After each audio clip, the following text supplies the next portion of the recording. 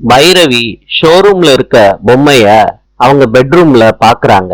இந்த நேரத்துல ஆறுமுகம் சிரிச்சுக்கிட்டே வந்து நிக்கிறாரு பைரவி முன்னாடி. பைரவி சொல்றாங்க, நகையெல்லாம் திருப்பி கொண்டு போய் கொடுக்க சொன்னா பொம்மைக்கு மாட்டி விட்டுருக்கீங்க.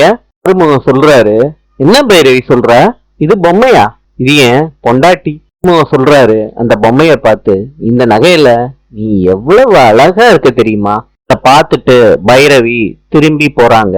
அப்ப ஆறுமுகம் பைரவிய கூப்பிட்டு சொல்றாங்க, ஏ பொண்டாட்டி, ஐ லவ் யூ. பைரவி இத கேட்டுட்டு திரும்பி பாக்குறாங்க. ஆறுமுகம் பைரவி திரும்பி பாக்குறப்ப பொம்மைய பாக்குறாரு, அழக வர்ணிக்கிறாரு. ஆறுமுகம் பொம்மை முன்னாடி சொல்றாரு, நான் மாத்திரம்தான் ஐ லவ் யூன்னு சொல்லிக்கிட்டு இருக்கேன், நீ ஏன் கண்ணு சொல்ல மாட்டேற. ட்ரிப்பு ஐ லவ் யூ ஆறுமுகம்னு சொல்ல. பைரவி ஆறுமுகத்தையே முறைச்சு பாக்குறாங்க. ஆறுமுகம் சிரிச்சுக்கிட்டு இருக்காரு பொம்மை கிட்ட பேசிக்கிட்டு. நாளை சந்திப்போம்.